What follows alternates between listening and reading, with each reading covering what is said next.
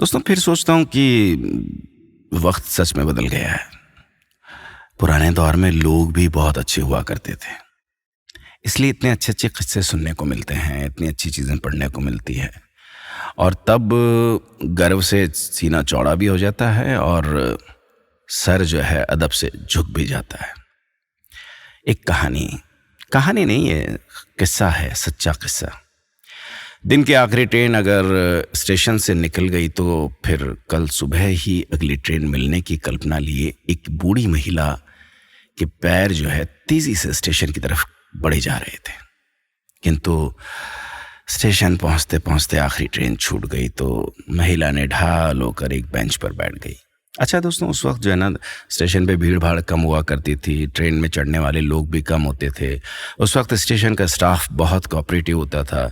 Even कोई कुली भी होता था तो वो पहचान जाता था कि किसकी ट्रेन छूटी है, किसको अगली ट्रेन का इंतज़ार है। तो जाहिर है कि वो महिला के चेहरे पे चिंता के भाव आ चुके थे। तो एक कुली ने उनको देखा और माँ से पूछा, माई जी आपको कहाँ जाना था? मैं अपने बेटे के पास दिल्ली जाऊंगी। पर आज तो कोई ट्रेन नहीं है माई, जो थी वो चली गई, अब तो कल सुबह मिलेगी। महिला बेबस लग रही थी तो कुली ने कहा, माई अगर आपका घर दूर हो तो यहीं प्रतीक्षालय में आपके लेटने का बंदोबस्त कर दूं और भोजन भी आपको पहुंच जाएगा, कोई दिक्कत की बात नहीं है। कभी कभी सोचता हूं कि जब ये बातें हो रही थी उस दौर में तो वो बातें अब क्यों नहीं होती। खैर, वैसे दिल्ली में आपका बेटा क्या काम करता है? माँ ने जवाब दिया कि उनका बेटा रेल महकमे में ही काम करता है। माई आप जरा बेटे का नाम बताइए, देखूंगा अगर संपर्क संभव हुआ तो। देखिए उस टाइम तार यानी प्राचीन भारत का टेलीफोनिक सिस्टम जो था वो तार कहलाता था, टेलीग्राम से बात होती थी। तो मैं आपकी बात करवा दूंगा, कुली ने कहा। वो मेरा लाल है, मैं उसे लाल ही बुलाती हूं, मगर सब उसको लाल बहादुर शास्त्री कहते हैं, मां ने जवाब दिया। बूढ़ी महिला के मुंह से उनके बेटे का नाम सुनकर कुली के पैरों तले जमीन खिसक गई। वो अवाक रह गया, भागकर स्टेशन मास्टर के कमरे में पहुंचा और एक ही सांस में पूरी बात कह सुनाई।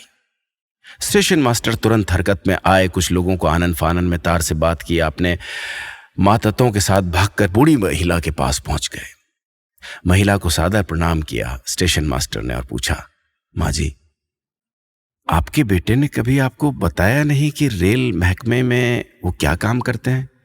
हाँ बताया था मुझे, बोला था कि अम्मा मैं रेलवे के दिल्ली दफ्तर में छोटा सा मुलाजिम हूं। माँ जी आपकी शिक्षा और संस्कारों ने आपके बेटे को बहुत बड़ा और महान बना दिया है। जानना नहीं चाहेंगे आपके बेटे जी रेल महकमे में कौन सा काम करते हैं? स्टेशन मास्टर की बात सुन के महिला के चेहरे पे विस्मय के भाव थे। माँ जी इस पूरे भारत में जितनी ट्रेनें चलती हैं और जितने मेरे जैसे लाखों रेलवे के मुलाजिम हैं, उन सब के वो मुखिया हैं और अगुआ हैं। वो भारत के माननीय रेल मंत्री हैं। स्टेशन मास्टर और वृद्ध महिला के बीच चल रहे वार्तालाप के बीच ही स्टेशन का माहौल पूरी तरह से बदल चुका था। सायरन की हुकार के साथ जिले के पुलिस कप्तान, जिला कलेक्टर सहित रेलवे पुलिस बल के जवान और अधिकारी स्टेशन पर पहुंच चुके थे।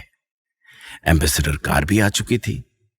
बूढ़ी मां को सलामी देते हुए उनको पूरे सम्मान के साथ रेलवे के सुरक्षा गार्डों के सुपुर्द कर शास्त्री जी के पास दिल्ली रवाना कर दिया गया। बनारस के छोटे से स्टेशन पर चल रहे इस बड़े घटनाक्रम से दिल्ली दरबार में बैठा वो छोटे कद का बड़ा आदमी पूरी तरह से अनजान था। दोस्तों, अब ना वो लोग रहे, ना उस तरह के नेतागण रहे, ना उस तरह के मंत्रीगण रहे। ये तो थे भारत के सच्चे सपूत श्री लाल बहादुर शास्त्री।